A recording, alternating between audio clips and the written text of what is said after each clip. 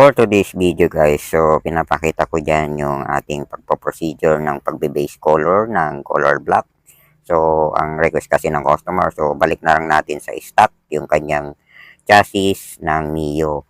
So naka-primer na po tayo dyan ng ating anti-corrosion na primer. So medyo napatuyo na natin yan, kaya pinuproceed na natin siya sa pagbe-base coat ng color block. So pinabilis na natin ating video para medyo hindi humaba rin naman ang ating mga video. So ayan, pinapakita ko sa inyo kung paano ko siya kinukulayan. So medyo maaksaya lang talaga yung ganyang pagbubuga ng mga pintura kung mga chassis ang ating pipinturahan, kasi maliliit lang na part kasi yan. Medyo mas marami po yung natatapon dyan ng mga pintura kaysa doon sa sumasahod, kasi yung subject na pinitira natin is medyo maliliit siya.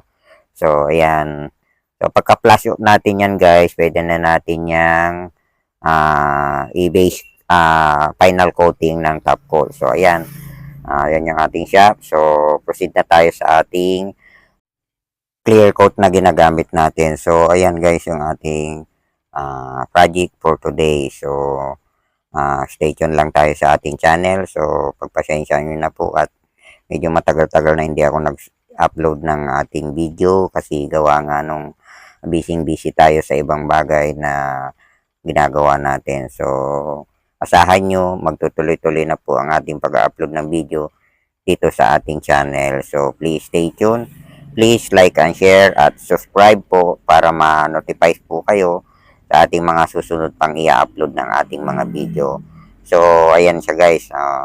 So puproceed na natin yan sa, nakaproceed na tayo sa pagbabinyl coating. So sinusulit natin yan na mabalutan lahat, kasi yan din yung nagsisilbing protekta ng ating mga pintura at yung pagpapaprevent para tumagal ang ating unit. So kahit medyo maaksaya yan, kaya ginagawa natin, sinusulit natin yung ating pag-final coating. So ayan na guys, makikita nyo na siya.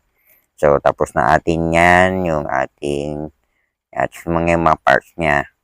So hindi ko na pinakita sa inyo yan, gawa nga nung hahaba pa ang video natin. So ayan yung mga parts na kasama niya. Binalit na natin sa stock color na gusto ng ating customer. Yan rin yung kanyang crankcase. So yan, nakikita nyo siya. So stay tuned lang nga guys. Please like and share at follow sa ating mga video. Thank you. Bye-bye.